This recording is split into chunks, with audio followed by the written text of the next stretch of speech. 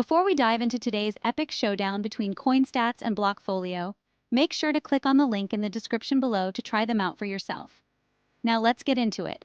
Alright, so you're knee-deep in the world of crypto, and you need the best app to track your portfolio. I get it. CoinStats and Blockfolio are two of the top contenders, but which one really stands out? Let's break it down. First up, CoinStats.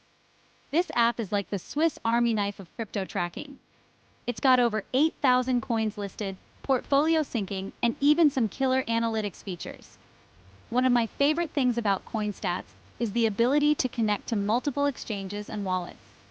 It's super handy if you're like me and have crypto scattered everywhere. Plus, the interface is slick and user-friendly, making it easy to navigate through your assets. But hold on, let's talk about Blockfolio. Blockfolio is no slouch either. Known for its real-time market data and news, this app keeps you in the loop 24/7. One standout feature? The signal updates, where you get direct messages from the teams of the coins you're invested in. It's like having insider info right at your fingertips. And let's not forget, Blockfolio also supports a ton of cryptocurrencies and offers portfolio tracking.